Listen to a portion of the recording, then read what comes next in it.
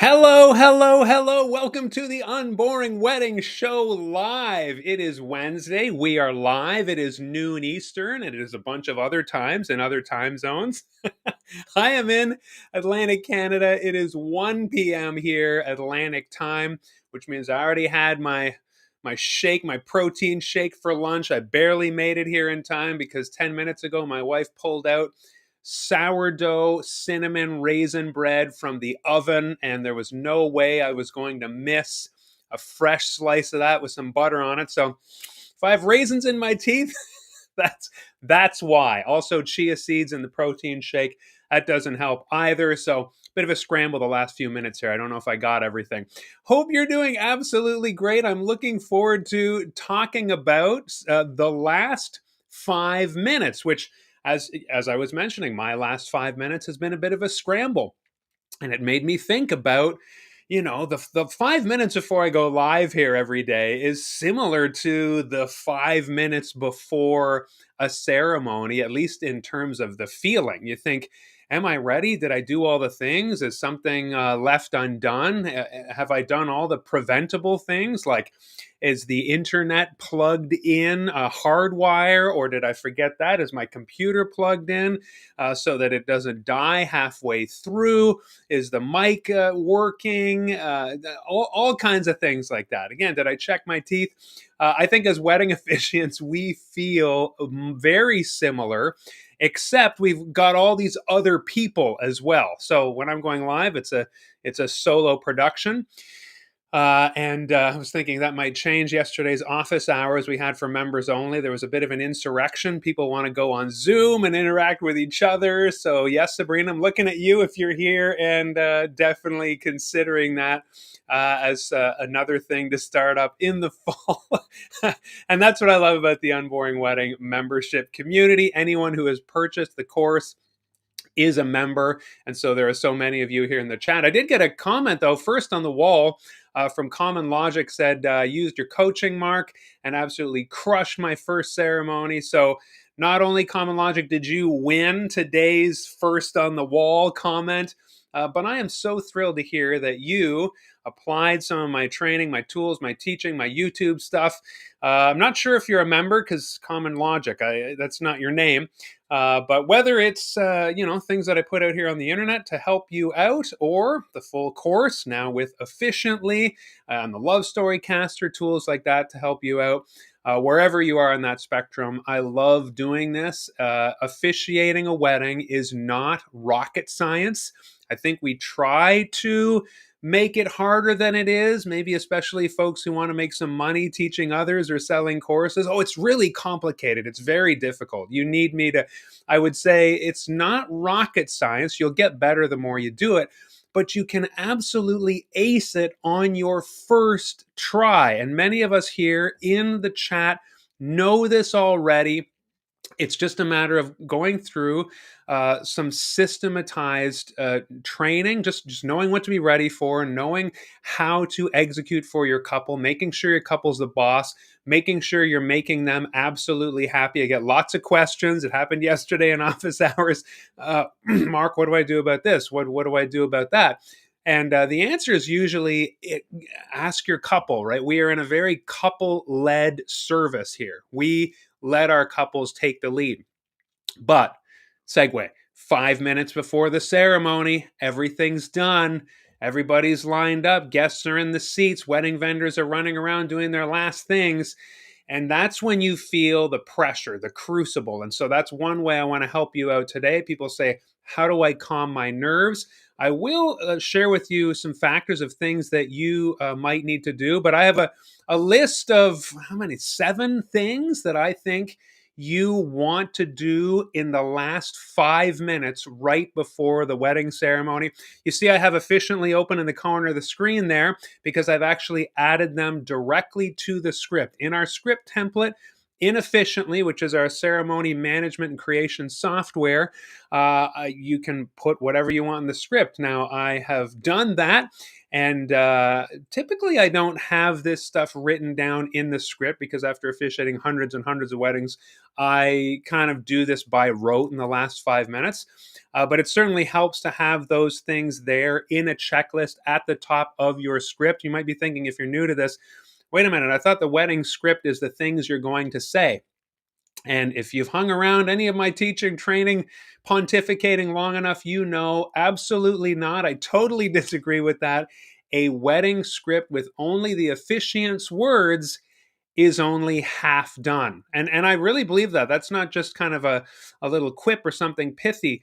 If you only, I know it feels Herculean to get the words down in your script that you're going to say, but really the other parts are just as important and I'd say just as challenging to nail down, which is why stage 1 of Unboring Wedding Academy's ceremony course is all about the meeting with your couple. So many people who purchase the course say, I've got the meeting coming up in a week or 2 or 4 with my couple, and I'm really worried about that. That's what stage 1 is designed to do.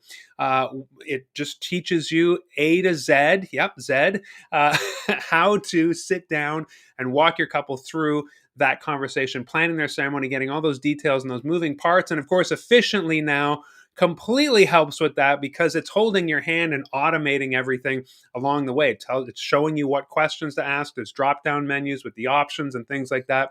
So you barely even need to be trained anymore. I just say, like, use efficiently and you can't go wrong. I want to say hello to folks in the chat after Common Logic with your wonderful comment. Thank you for that.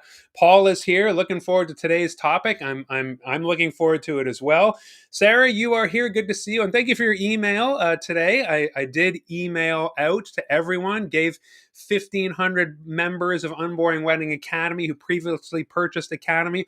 Now you all have access to the brand new, revamped, refreshed, updated, fully improved course, uh, basically Unboring Wedding Academy ceremony course with efficiently now.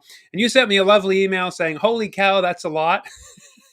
and I agree, it is. And some of you are saying you got long drives to take. You're going to kind of fire up your phones and listen along. There is a Kajabi app. Kajabi is the platform that I use for the course. And so you can actually download that app, use your login, and take me on the road. Play some things, the audio versions of the videos. Just have me along. Use your data. Careful with your data. Make sure you have good data if you're playing videos on your cell phone in the car.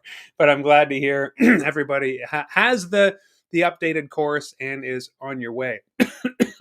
Maybe I shouldn't have had raisin bread. Paul's checking in from sunny, at least for now, Trumbull, Connecticut. Sarah's giving the weather report as well. Thank you very much. Hilton Head Vows.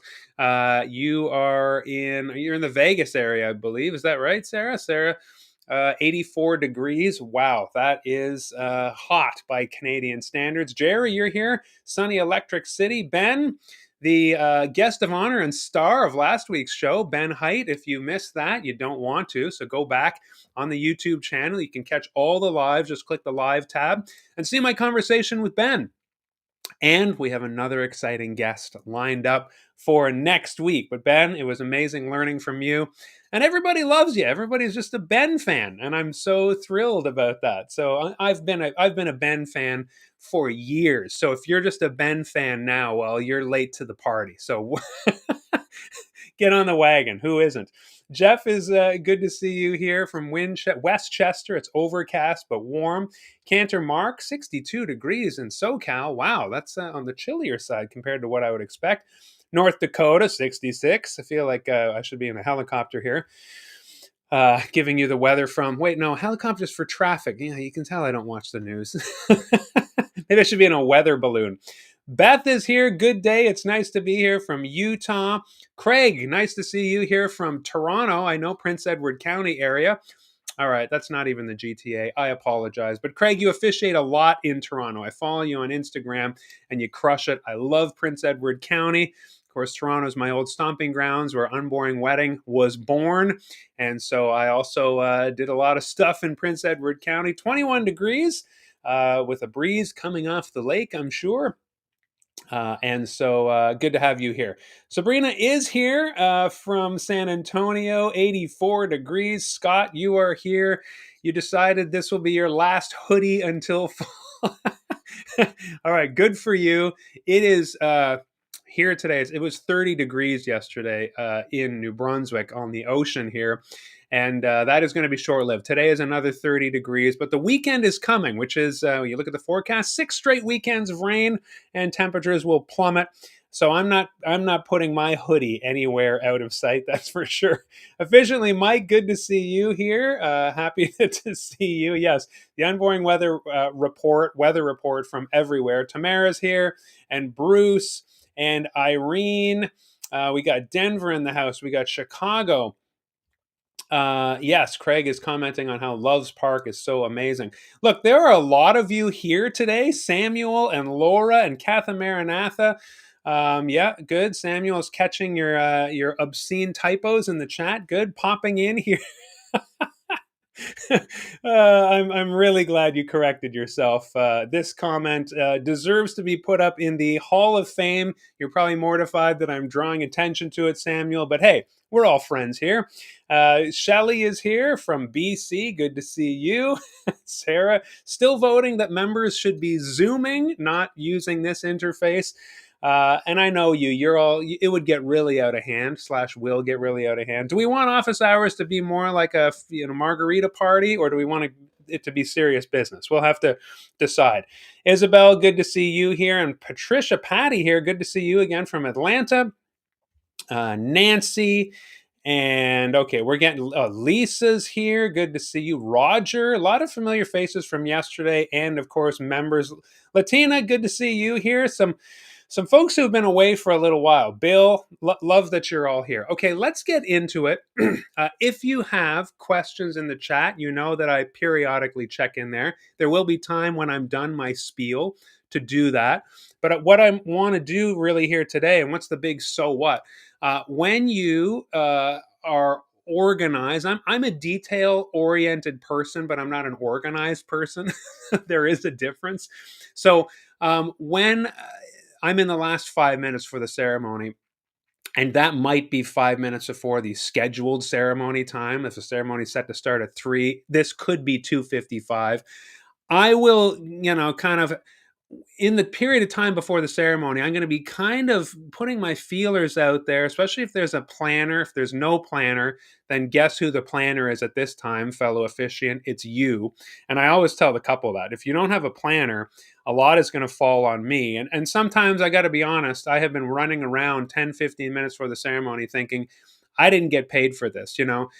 This is where I see sometimes when lawyers show up 5 minutes for the ceremony with nothing but a black gown and running shoes sticking out underneath. They're avoiding all this problem. But I really care about my couple. And I'm sure a lot of you who professionally officiate know the feeling of there's no planner. No one seems to be in charge. Everyone's looking to you. And if you don't do final checks, things are going to fall between the cracks. Now, the last 5 minutes, though, is very unique. I don't want you to think you're showing up 5 minutes ahead of time. No, I'm not picking on lawyers, but around here in New Brunswick, there's just a bit of a reputation of, oh, yeah, we asked a lawyer or even a minister to officiate, and they show up 5 minutes before and they do the wham bam. They didn't even dress up. I really love my couples. That's obviously my price point reflects the difference. And I want to get up at the front and know that I've done everything preventable. A lot can happen. I try to stay away from, saying a lot can go wrong. A lot of unexpected things can happen. But, if the mic cuts out or something like that, you wouldn't say this is ideal. I do teach a little trick to say, yes, this is exactly as we planned it, and get a little laugh that way, but it's not true. So we want to, and people know you're joking when you say that. So we want to make sure we do all the preventable things. That's why, as wedding officiants, we do show up 45 minutes ahead of time. And efficiently in the template default scripting, when you move out of your ceremony planning session and get into the scripting area of efficiently, it is by default in there that officiant shows up 45 minutes ahead of time and does the following.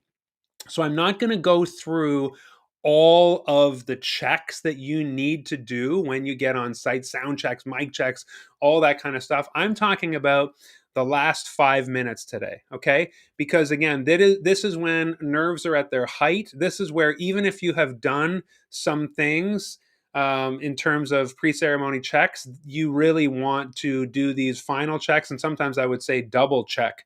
I have had a few nightmare scenarios before I was more experienced where I thought I had done something or I did it and then something changed, that kind of thing. So in the last 5 minutes, I'm very keenly aware of my surroundings, of the guests, of the wedding party, of the parents.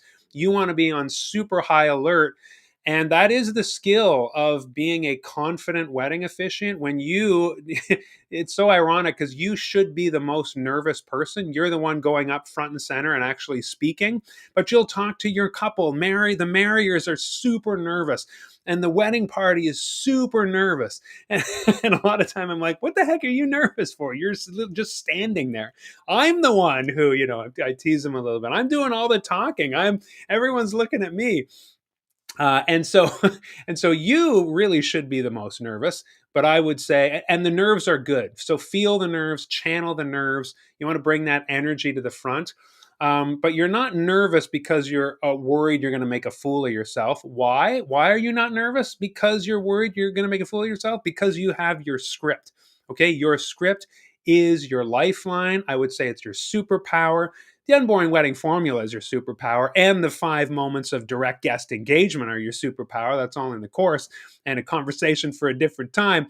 But once you have put all that together, what you are holding in your hands, that 18 page, large font, double spaced, you know, script that you have that all you have to do is get up there and read, that is why you're not panicking. So that allows you, when you know, all you have to do is get up there, open your binder, and read it and engage the guest with poise and pacing.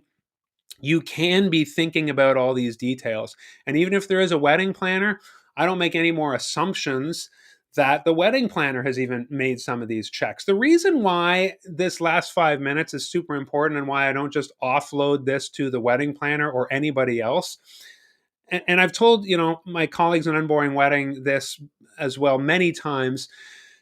When something unexpected does happen, who does everyone immediately look at?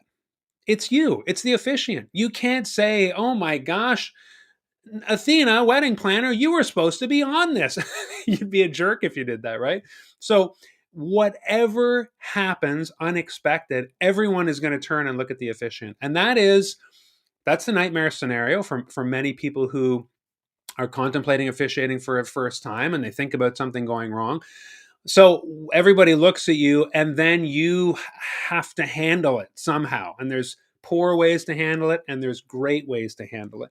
Again, your script is your superpower and being ready for the unexpected to happen is your superpower. It's the very last video of Unboring Wedding Academy ceremony course. My number one pro tip for officiating is how to handle these unexpected moments and be ready to handle the unexpected. So you've got all that going on. But in that last 5 minutes, you want to say, I did everything in my power to prevent. I checked the preventables, and do not assume that your wedding planner, their wedding planner, your wedding planner vendor colleague, the DJ, don't assume that anybody did what they should have done. Because again, something happens, you're the one holding the bag, you're standing up there, you have to react. Okay, so that's why I'm trying to prevent you from being put in a pickle where you're like, well, it's not my fault that XYZ. You've got to do these checks as the officiant to make your life easier, and it's just one more way that you can step up there with full confidence, and people are going to feel that when you're confident. I always say, don't step up there and say, hi there, everyone. This is my very first time and I'm really nervous and I hope I do well, but you're going to bear with me, right? Oh my gosh, do not do that. I've coached so many people who have that in their script, not people who take the course, people who take the kind of wham bam quick help package. And I always say, no, delete that because you've maybe got that out of your system when you were writing the script. Fine, great. You had to put that in there. Now you can delete it because your script's amazing. get up there with confidence, your chest out, your head back, and engage people and have a great time.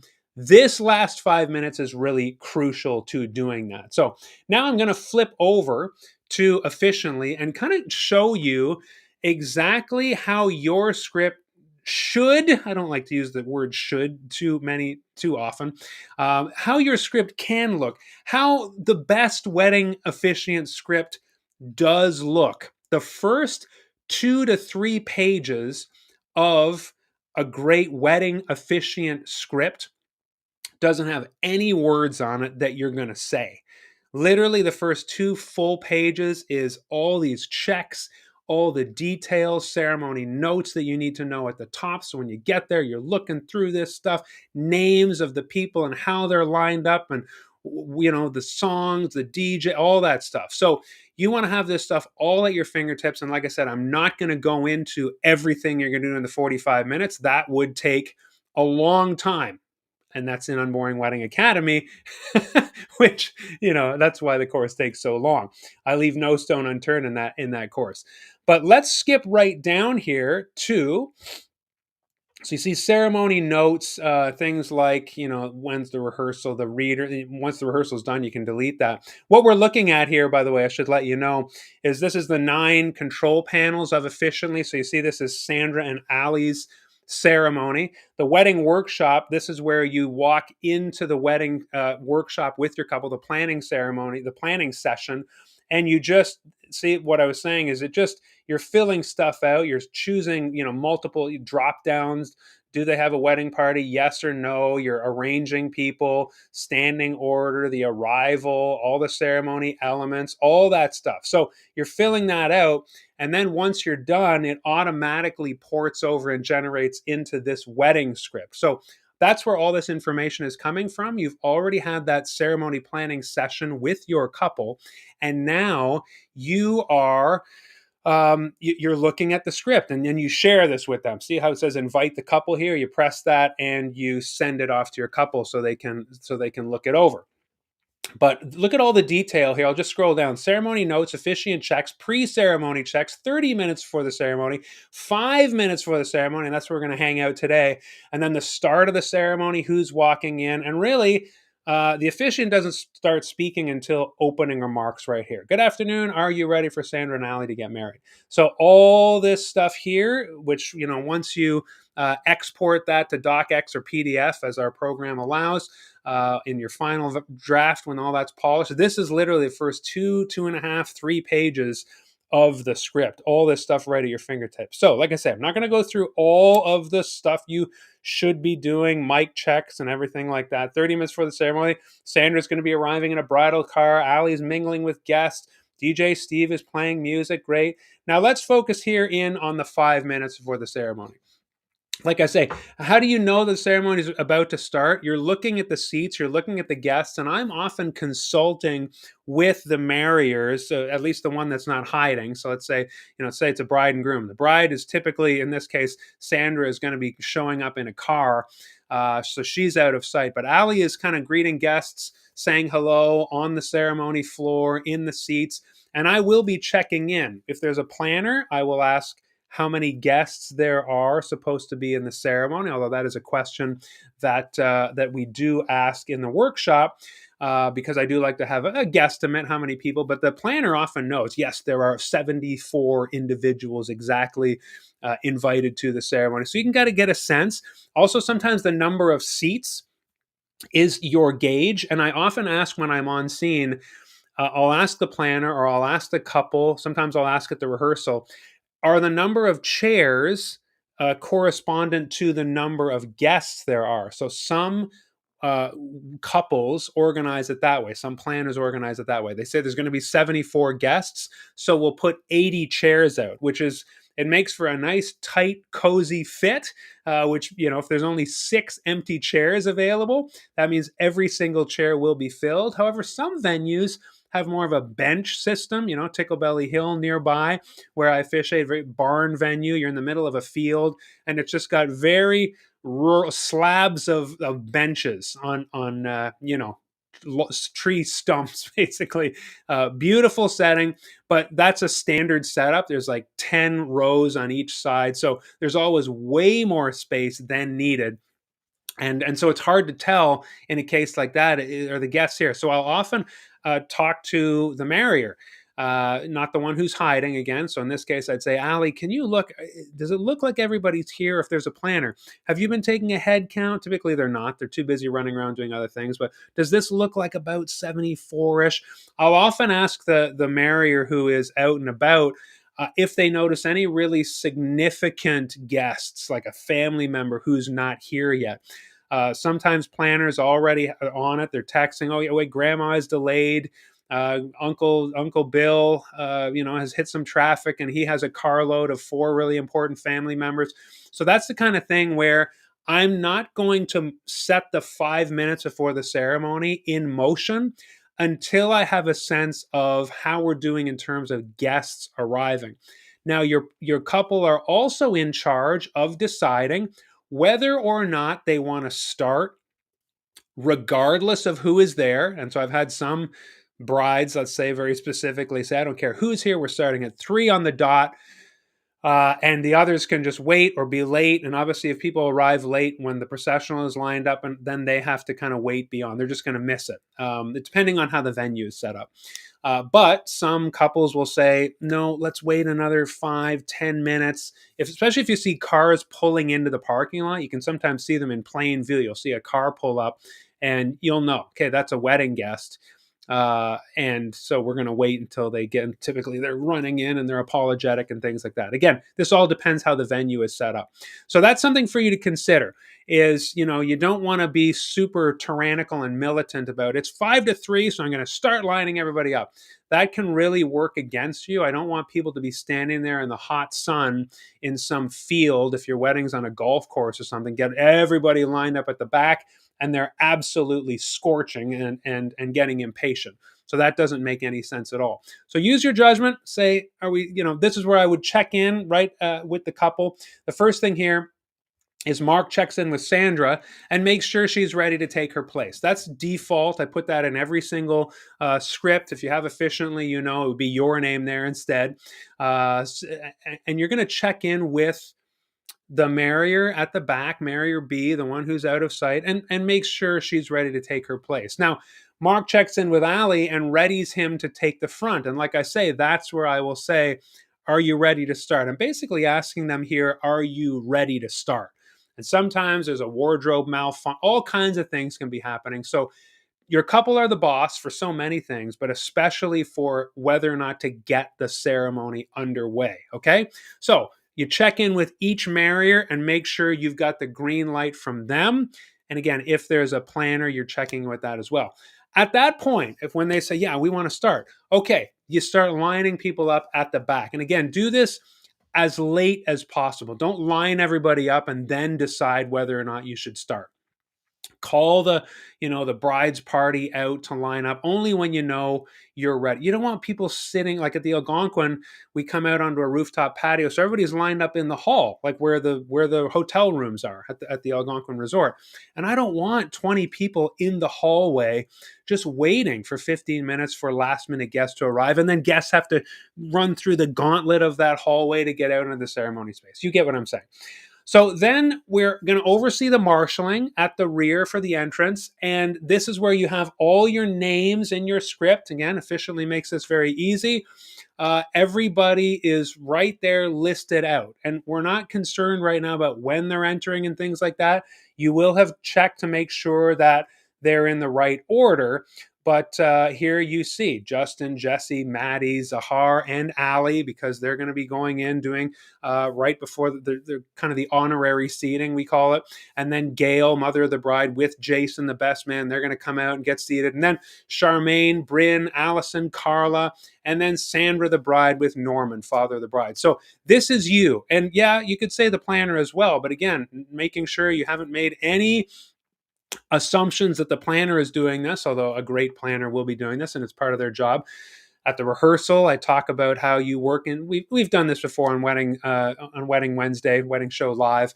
how to work with the planner really well. And it's basically to say, are we going to team up here at the back? Let's compare notes, make sure we're on the same page, help each other, get everybody lined up. So everybody's in a big line. Often Sandra and Norman, the bride, say if she wants to be out of sight, or if it's a groom coming in and he wants to be out of sight, they're in a slightly removed area where they can't be seen. That's the next step. So again, the first step is making sure both marriers want to start the ceremony. The second step then is getting everybody lined up with a planner or on your own, whatever it is. Make sure everybody's in the proper order. Now, this is a funny one. Mark double checks the script page number order. Honestly, this is from some trauma that I have where I did this, and I just decided one day, I remember exactly, it was a brewery in Toronto, the one right by the Rogers Center, Steam Whistle Brewery, and I did this. And I didn't typically do this. So it was one of those moments where you can't explain. I felt this just this overwhelming urge to check the page number order. And so this is why I talk in the course about make sure your script has page numbers in the bottom corner, top, whatever it is. 1, 2, 3, 4, 5, 6, 7, 8, 9, 10, 11, right? So you want to do that. The scripts, the way I format them, are typically between 15 and 18 pages, double-sided in a page protector in my binder. And so I would just do a quick run through. I do it every time now. 1, 2, 3, 4. Even if I've checked already. Honestly, it's one of those paranoid things. I can't say OCD. I don't think I'm OCD. I know that's an actual serious clinical condition. But you kind of want to be super paranoid and detail oriented 5 minutes for the ceremony. 1, 2, 3, 4, 5, 6, 7, 8, 9, 10. This time at Steam Whistle, I did 1, 2, 3, 4, 7, 8, 9. And they were out of order. Now, again, I'm the one who put them in the binder the day before, the morning of. We only finalize our script after the rehearsal, right? Because changes can happen. So typically I'll come home from rehearsal Friday night, then make the changes, then print it off in its final form and slip it into my binder in those page protectors. Well, somehow, I don't know, maybe somebody was talking to me, maybe my wife had just taken hot raisin bread out of the oven and I got distracted. Whatever it was, pages were out of order. And my goodness, I thanked myself. We were literally about to walk in, and I was just like, wait, just a sec. I literally stopped it. I was just like, just a sec, guys. 1, 2, 3. Oh my gosh. I don't know what made me check. Now I never don't check because it would have been very challenging. I probably would have been okay. But to read and then see the difference, and then up there while I'm doing the ceremony, flipping back and forth to the correct pages. And if I had not had page numbers on my script that day, I would have been doubly in trouble, right? So page numbers on your script, check that the order is correct of those pages. Again, I speak from traumatic experience. It wasn't too traumatic because I did the check. I've never been up there and actually had a page out of order situation. But basically, every possible way that you can mess up, I have done it in my years of officiating, over 10 years now. And so a lot of my training and this kind of pedantic level to detail comes from that kind of thing. So check your page number order. I don't typically have this in here, but I did this for our reference today. The next item on here is Mark checks the second and third rows. I wonder if you do this. Check the second and third rows out there. So typically, again, we've all lined up at the back, and while everybody's marshalling and doing their blah, blah, blah, blah, blah, that's when I'll quietly check. 1, 2, 3, 4, 5, 6, 7, 8, 9, 10, 11, 12, 13, 14, 15, 16, 17, 18. Great. My pages are in order. Then I will cast my eyes because, and I want to leave this sort of to the endish because if people are still coming in, again, in that rush we just talked about, there still might be some seats filling up. But at this point, if nobody else has done it, and I can't believe how many planners don't think about this, but you will be a hero if you think about this. You want to make sure that the second and third rows are not completely empty. And this happens at most wedding ceremonies, especially if, like I said, the couple has not chosen the exact number of seats with few to spare for the exact number of guests. You're going to get guests filling the seats from the back to the front. Nobody feels special enough to sit in the second or third rows. Now, why is this even an issue? Why should we even care? Because it looks really crappy in photos. I've noticed as I officiate, the photographer will often stand third or fourth row back to take pictures of you doing the ceremony, your couple, the party. Well, guess what that looks like when they're standing say fourth row, and you've got second and third row empty, and then of course the first row is filled with parents and VIP family. It looks like nobody was at the ceremony. Even if 10 rows behind the fourth row, it was completely packed. It's not a good look for photos. And especially again, the photographer will sometimes go behind and take pictures of the party and the guests. You got that huge gap. It's no good. So I always check now, and people go, "Oh my gosh, what a good call!" Even the planners sometimes. And again, I'm asking the marrier, who's typically at the front, often the groom coming out first. Everybody's here, yes, okay. Now we got to change that. We got to get people to move up. So sometimes I will bring that to the planner's attention. It kind of decides how I feel. I haven't systematized this. Sometimes I might go to the planner and say, the first two rows are empty, or the second and third row are empty. Do you think do you want to ask guests to move up? And sometimes the planner will be like, yes, I'm on it. Sometimes they look at me and like, do you want to do that? Some planners are not as type A. Sometimes I do that within earshot of the groomsmen, say, and the groomsmen. I think it's fun sometimes, again, depending on the groomsman.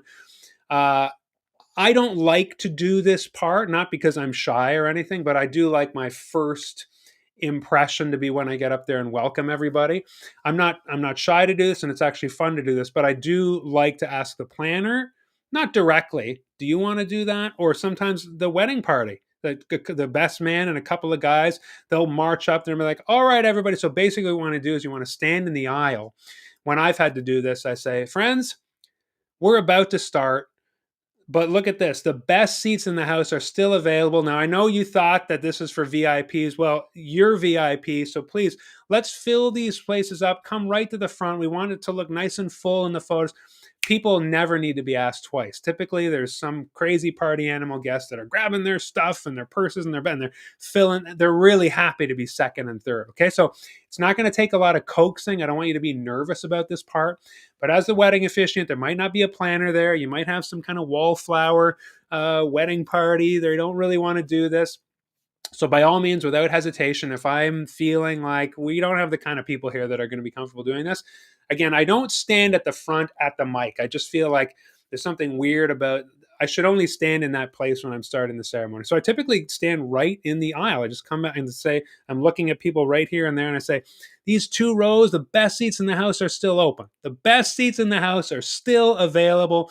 Can I ask some folks to come in and have the honor of sitting in these seats? I know, again, I try to give them, I want them to know, I'm giving them the benefit of the doubt. You probably thought these were reserved or something. No, they're for you. Come on up. So we get all the places. We definitely want people sitting in those rows. Okay, so that's that next check you need to do. Then you'll see here I have just two more. Mark rally, actually two more in this section. There's more. Mark rallies the wedding party. Okay, so this is probably my most fun part. One of the things I love the most about this part. So how do you rally the wedding party? This could probably be its whole own video on its own.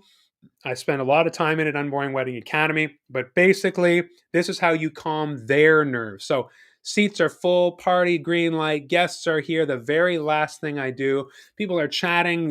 Sometimes the bridesmaids are adjusting things, and guys are doing their ties. And I say, all right, can I just have your attention here for a moment? And everybody's looking, oh, what's. So, remember yesterday we practiced. We've done everything we can to walk as well as possible and all that kind of stuff. But I do want to say, so we've done everything we can at this point, but anything can happen out there. Something might fall over, somebody might trip. You know what? We're not going to be scandalized by anything that happens. We're going to relax. We're going to have fun. We're going to laugh where it's appropriate. And we are going to remember that we are here ultimately to get Sandra and Ali hitched. And no matter what happens at the end of this next 25 minutes, they will be married. So we are going to go out there and have a great time. Who's with me? Are you ready, team bride and groom? And everybody show, yeah. And again, it's so fun to get the wedding party all, William Wallace, Scotland, pitchforks waving in the air. Guests hear that, and I kind of sneak a glance at the guests usually, and they're like, "What is going on back there?" They hear the wedding party, like, "Yeah, woo!" So don't be afraid to get the wedding party pumped because they're nervous. And a lot of time they're nervous about, especially if people are walking in heels and grass and they're worried about stumbling. Nobody wants to do that. But I've noticed that, ever since I give that talk, if a bridesmaid is walking in grass and the heel wobbles or something, she will kind of do a little bit of she'll play it up a bit more, and you've given the permission. You've told them it's okay. That's not the kind of stuff that matters. So, what matters is we're here to get these two married. That is the whole purpose of this beautiful ceremony and this time together. We're going to be human. We practiced, we've done everything we can, and now anything can happen up there, and we're going to roll with it. We know that as officiants. We're holding that close. We're ready for anything to happen. But you want the wedding party to share in that same philosophy, okay? And I tell people, if you're nervous, part of my spiel, if you're nervous, they're going to be nervous. If you're relaxed and rolling with it, the guests are going to be relaxed and rolling with it. So let's remember, none of those little things matter anymore from this point on, okay? It's a lot of fun. You get the party to cheer, team bride and groom, and the guests are looking back thinking, what is going on? This is about to be something. That's what makes your opening remarks so powerful. We're not talking about opening remarks. Say, when you go up there and you say, good afternoon, everyone, and nobody says anything back, and you say, come on now, we're here all to we got this whole place to ourselves, and you don't have to be quiet. Good afternoon, everyone. Say good afternoon. Then you say, are you ready for Sandra and Ali to get married? And everybody cheers. And they remember. They took their cue from the wedding party cheering moments earlier, and now you're drawing them in as well. So that's really what makes this such secret sauce, okay? So there you go. That's the second last thing you're going to be doing here. And now after that, it says Mark asks Ali and Sandra their intent. Okay, so what does that mean? Well, and I tell the couple this, I tell everybody this at the rehearsal the night before. The very last thing I'm going to do is I'm going to walk to the back of the line where the marrier is. Let's say Sandra, and look her in the eye and say, I'll give her a bit of a pep talk. So take a deep breath, and I just want to know one more thing. Are you sure you want to marry that guy? And sometimes she's with an eyesight or not, and she'll say, yeah, I want to get married. I take this really important, very seriously. We don't want any runaway brides or grooms on our watch. And I always say that it's not going to be any runaway brides or grooms on my watch, because I will have asked you moments before. It makes for good movies when the bride is too freaked out to come to the front into the ceremony. But taking that moment to look the marrier in the eye and say, are you, and again, are you sure you want to do this? Do you want to marry Ali? And she'll say yes. And that goes a long way. And I take this cue from my own wife, Naomi. We've been married almost 20 years. At our wedding ceremony, her dad, the officiant didn't do this, her dad turned to her and said, are you sure you want to marry Mark? I don't know. Maybe she should have thought harder about it. I definitely got the better end of this deal. but she looked her dad in the eye and said, yeah. And she said that was one of the greatest gifts that he could have given her in that moment, because you get in this mode where we've spent so much money, we've made so much planning, all this rigmarole, and we're here. And you don't want the person to feel any sense of obligation at that point to get married. It's not too late. And that's what he said to her. It's not too late. We can turn around. We can walk out of here. I don't know why he was trying so hard to dissuade her. he has told me that he wasn't trying to dissuade her, but he wanted to give her the freedom to that out. And so when you do that, you're making sure your marrier is fully on board, and you're also giving permission by way of example for the parent to have that kind of conversation. I never know what kind of conversations are happening during my opening remarks between marrier and escort or parent if they're there, but I imagine it's this kind of thing where they're having I was up there on my wedding day, waiting for the ceremony to start, and had no idea that at the back Naomi's dad was asking her this intense line of questioning. But I really think it's a wonderful, healthy part. You're going to ask them in the ceremony, do you intend to get married? But I want to ask them ahead of time. Are you sure you want to do this? Okay, so you see here how I'm asking both of them. I'll go to the back, ask the bride, then walk to the front. If it's a groom, I'll say, well, Ali, good news. I just asked Sandra. She's still down for this. How about you? Are you sure you want to get married? This is not a private conversation. There's people around. But again, there's something about doing it and saying, are you ready? That I really take seriously because this is sacred work. Getting people married is sacred work. You've heard, I'm not going to go down that rabbit hole. It's a wonderful thing, it's an honor. But getting people together to make promises to each other in front of friends and family, there's nothing like it in the world. I take it very seriously and I absolutely love it. Now, the start of the ceremony, we're still in the last 5 minutes. It hasn't started yet. You're going to march in with, say, so in this ceremony, I'm walking in with Justin, Jesse, and Maddie. We're in a single file. We unfurl across the front.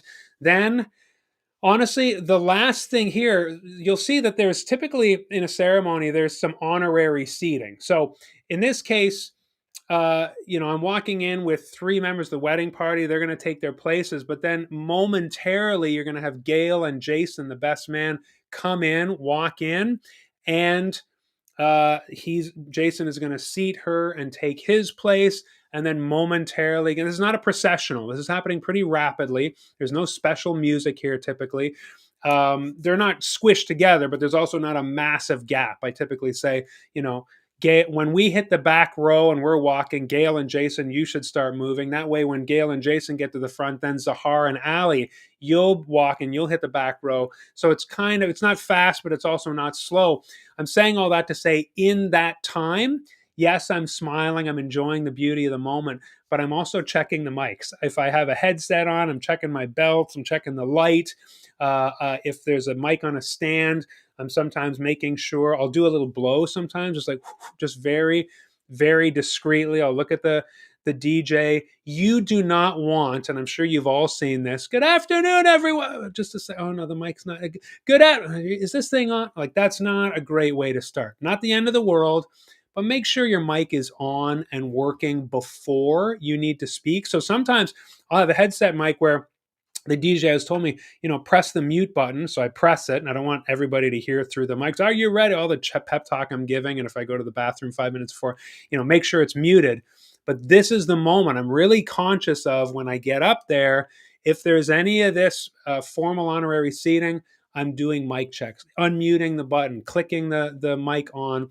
So make note of that. This is the time to do that. You don't want to start talking and find out the mic's not on. Okay, now here, DJ Steve next fades out the pre-wedding music. Again, there would have just been music playing. Mark takes a deep breath and smiles. That, again, is not something that I typically have in there. If you're new, I would actually recommend putting it in there. Your nerves are firing. The same thing that causes people to forget, officiants to forget to tell everyone to please be seated, is the same thing that happens here. So after the processional is going to start after opening remarks, and you'll see that. After the processional has started and then it ends, you as the officiant are typically thinking, okay, it's time to start my speech. I'm going to start talking now. My speech is first, and that's up first, and I'm going to... And so you just get right into that and you forget, please be seated. So I would say circle it or highlight it if you're a first timer. That same thing is happening here a lot of the time, where you are so thinking about your opening remarks. You're looking, maybe this is the first time you're in that place ever in your life, and all those eyes are looking at you. And that's why, I've done this hundreds of times, but the first 100 times, I always practice my first words. That way I knew, even if I get handcuffed by the nerves and all those eyes, I know what's coming out of my mouth. So again, now my shtick, and people have seen me officiate multiple times. So it's fun in New Brunswick because they know what's coming. I say, good afternoon, everyone. And some people who have seen me officiate before, they know. They're like, good afternoon. And I'm like, oh, there's somebody who knows, But typically people are just going to, they don't know if they're supposed to say anything back. And so, in that moment, to collect yourself. You are in charge. Don't worry. Don't be afraid of silence in a wedding ceremony. And the way to kind of shatter that ceiling right off the bat is once that music fades, you take a breath and you smile at everybody. And you're going to get smiles back. And then the first words out of my mouth are, good afternoon, everyone. Oh my gosh. Okay. we've got this whole place to ourselves, and I know the bride and groom want this to be a rowdy crew, and you look like you can be pretty rowdy, so let's try that again. Good afternoon, everyone, and everybody's shouting, okay? So don't forget that moment to just collect yourself. It has been a chaotic 45 minutes and maybe even a more chaotic 5 minutes before you got up there. Now you're in charge. Open that script and start saying those opening remarks just the way that you have rehearsed. Read the script. It is your lifeline. You are confident. You are projecting confidence and fun, and the same way you told the wedding party to rally them. When we are projecting that, everyone is on board and joining in. I think a lot was going on in the chat there. That concludes today's presentation. What did I miss? I do love this. Officiating weddings, 70% planning, 30% improv. Okay, I would disagree with the improv myself, uh, but good to see you. I love that you're here. I never improv in a ceremony, again, unless something unexpected happens, but I even have words ready for that. I typically say, just like we practice. That's a favorite of Unboring Wedding Academy members, right? I just don't trust myself enough to improv. And I've talked about how I've really screwed up improving. One time I made, the mother of the bride sound like she was ancient when I meant it to sound she was young, etc. So everything I say personally is planned. Good on you if you can improv, but I am a bit too worried about that. Let's see. Sika's here. Good afternoon. Good to be here. Next wedding is tomorrow. You are on it. Latina says, will Efficiently ever be made into an app? I like access from mobile device or quick access. So I would recommend, I've had some issues with saving to my desktop or home screen. Okay. So if you, log into Efficiently on your mobile device, it is a different interface. I don't want to get too bogged down into the amazingness and challenges of Efficiently right now. I don't know that that's on the radar. That's pretty cool. Many of you know that I have made quite a heavy investment in this, and we are tweaking multiple times a week, continue to improve it. But I know for me that when I go through my browser and pull it up, it is very mobile friendly. So Efficiently can be used on your mobile device. And I even have said, if you want to use it in the rehearsal, and on the fly, like just use it right there on your phone, you can do that before you come home, finalize the draft, and print it out. So I know your question is it ever going to be made into an app? I would say not anytime soon, but it is mobile friendly on your device. We've made sure of that. So um, let's see, Monkey. I love the idea of a 2 martini lunch vibe. Okay, nice fresh haircut. Interesting that you think I have a haircut. I was just saying I badly need a haircut tomorrow. I'm at the end, so it's just pasted down. On my 5K run this morning, I can tell you it didn't look like this. It looked more like Back to the Future professor there. Okay, lots of good comments. Let's see. If I missed anything. I'm going to scroll right down to the bottom. You got to come to some beach weddings, Mark. I've done a couple, but I know you are the veteran of beach weddings, and yeah, maybe I should come down as a guest officiant sometime. We could tag team. I love the sound of that. My dad asked the same question, and I said yes. Patricia, I love that. You were probably talking about when my father-in-law asked Naomi if she wanted to go through with it, and yes, it's very important. Patricia says, in my scripts, every page has the title of the element in large, bold font, all caps. I can immediately see what each page is and know what is there. Yeah, I'm going to take this opportunity maybe to kind of show you what Efficiently looks like. This is what the couple sees right here. And when you move out of this interface and into your kind of final draft, after you have done all the work, you generate it, this is what it looks like. So, and I encourage printing it in color. We can export to docx or PDF, but you want big, bold headings underlined. This is what I recommend. Again, a lot of you have joined the course. Cut your teeth with this and then made it your own. Maybe this isn't big enough for you, but yes, I want really clear, officially opening remarks, the entrance, the story. It's all here. You want to be able to not just when you're reading, move your thumb down the page, again, all the white space and the lines, but also the clear sections. Very easy. It's got to pass the scan test when you are in the crucible of the moment up there. and everybody's looking at you.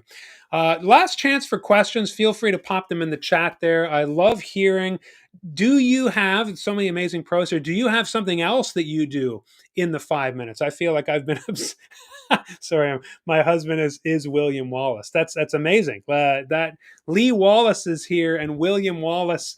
William Wallace's spouse is in the house. Everyone, don't panic. Be dynamic. Hey, love that. I've learned to number pages. Sarah says 1 of 10. Oh, one of. So you do the of, which is cool. That's an option as well in most word processors. Couples names on top of every page. Got this from me. Yep. So I've talked about again getting the couple's name wrong. I'll never forget it. It happened once because I pasted something in and started reading. I talk about this in the course, actually, this story, when I'm talking about check the names. That should be the last thing you do before you print. Good stuff here. Okay, so we have a question. Monkey Pirate, do you have any advice for practicing projecting voice or tips for outdoor ceremonies where mics are not an option? Oh, that's a tough one because I was going to say you need a mic, but mics are not an option. So, what I would say in terms of everybody's voice is different. Obviously, you've probably heard of that singing tip. Speak from the diagram. I do this even I'm alone here. My voice is echoing off the walls. So, two things I would say: make sure you're not using your throat. Make sure you're feeling the air leave your stomach. But the other really important thing, and again, I just wouldn't recommend not having a mic outside, depending on the number of people. Uh, I have officiated, in Toronto suburbs where there's literally busy roads just on the other side of the hedge, and so you get the cars, and it's really hard to compete with. But I've also officiated in fields where there's not a car to be seen for a kilometer, but all the trees when there's a breeze, and so you're competing with all the leaves rustling. So, a couple of things. Just make sure that you are, and I'm doing it now, speaking from your kind of diaphragm. But the other really important key when you have to project, and if your couple has said no bueno on microphones, which again, I would highly not recommend, but sometimes there's limitations in more fieldy settings, is to make sure you step back from the couple. If you do have to project, Monkey Pirate, um, you don't want to be shouting in their ear. So I often say to the couple, if I'm in that kind of circumstance, okay, so just so you know, typically I'm closer. I really like to be close to my couple, the three of us telling the story. But if I have to project the way I'm describing to you, be significantly back from them, like maybe 2 or 3 giant paces. You might think that's counterintuitive because you're even farther from the guest. But no, you're going to have to be speaking loudly. And again, the Unboring wedding style and system, the secret is you're actually telling the story to the guest. You're talking to the guest for 90% of the ceremony. And that means you do have to project to the back row. And if you're too close to your couple, the whole ceremony, they're going to be like, oh my God, So step back and kind of speak over their heads. That is really the cue, the clue, the secret to doing that. But the best advice is just to get a mic. Sabrina says she bought a voice amplifier for emergencies. It's completely self-contained.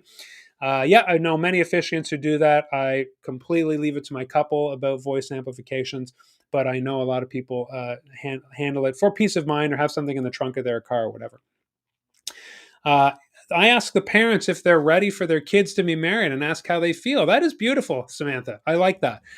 So that would be, you could put that in your, I don't know if Samantha has added that by default to her scripts, say, but yeah, you want to say, are you ready for how do you feel? How do you feel about your kid getting married? That's a great way to strike up conversation. So a lot of the time, to be honest, I will be doing that in the 45 minutes ahead, not the 5 minutes ahead. I often say hello. Again, it took me almost a full hour here to talk about that last 5 minutes. So there's a full other 40 minutes at least where you can be, and I recommend you're mingling with the guests. You've already counted your pages, you're doing mic checks, you're checking in with vendors. That's all in the scripting here, of course, that I showed you briefly. This is that last 5 minutes, but I would add that to the list of in the 40 minutes. Connect with the parents, connect with the other vendors, find the venue owner. This is where you're doing a lot of networking as a professional. and you're not sacrificing any of the ceremony details to network and get your business card out there. You're not doing that, but you're just being as connective as you can in that 40 minutes, as personal as you can. Sometimes you even want to stand and greet guests as they come in and say, "Hello, my name's Mark. I'm the officiant." That kind of thing. Say, introduce yourself to the guests, kind of break the ice with them a little bit first. Whatever you're comfortable with in terms of introversion, extroversion, sometimes I can be quite cloistered, to be honest, in the sense of I'm kind of getting in the zone. I'm a lot when I'm at the front, but when somebody wants to talk my ear off and I don't feel like I'm in the zone or ready, I'll actually excuse myself. Sometimes I need to take a couple minutes before the 5 minutes. So I'd say like the 3 or 4 minutes before the 5 minutes that we discussed today, I'm actually saying their names again and again. I'm doing some visioning. I'm calming myself. Yes, hundreds and hundreds of ceremonies later, I still need to kind of find my center before I quarterback this whole thing. That's the sign of a great officiant. Good to be here with you today. I'm so thrilled to have shared this with you. This is the last call. Last call. Sounds like everybody's enjoying pretty moderately wonderful weather. And so get out there and do that. I'm putting the finishing touches today on efficiently being available to anyone who purchases the course from this moment on. So as I said, today was the morning that anybody who does not have efficiently yet, who previously purchased Academy, everyone got efficiently free, which means efficiently free is our version that lets you use efficiently for one single ceremony. And starting tomorrow and or Friday, if you purchase today, we would manually send you access to efficiently. But of course, I've got to get all the automations going so that when you purchase the course, you get the new efficiently version of the course, which all 1,500 members got this morning. Unboring Wedding Academy ceremony course is now powered by efficiently. The whole process is taught using efficiently. And when you purchase the course, you receive single ceremony access to efficiently. And next week, we will start providing the annual pass for people who don't have efficiently to be able to purchase efficiently for 12 months for unlimited ceremonies. Efficiently Unlimited gives you can add as many ceremonies as you want. You could see here how I have all these ceremonies. You look in the left-hand margin there. Those are all ceremonies. And when you have a ceremony efficiently unlimited, you can add as many ceremonies as you want. They stack and sort in order of date, from the soonest to the farthest. I just picked Sandra and Allie today. But you will have access to that. So I'm going to go back and do that, get things ready for people to purchase the course and now have access to the new fully revamped version that launched today, and to get efficiently free for that single ceremony. All that's happening, good things coming. And then next week, we will be offering efficiently unlimited to those of you who did not get that in November and become founders. So thanks for being on this journey with me. I'm so thrilled to be on this journey with you. A lot of you have ceremonies as soon as tomorrow, as we saw in the chat. So all the best to you as you officiate this weekend and beyond. I will be here next week with another special guest. Got a lot of great feedback about my episode with Ben. And so I'm going to ask those magical 5 questions to another member of Unboring Wedding Academy's community next week. I'm going to keep it a secret. So stay tuned to your inbox. The big reveal will happen next Tuesday. And until then, friends, marry on. I really appreciate it. Have a great rest of your day.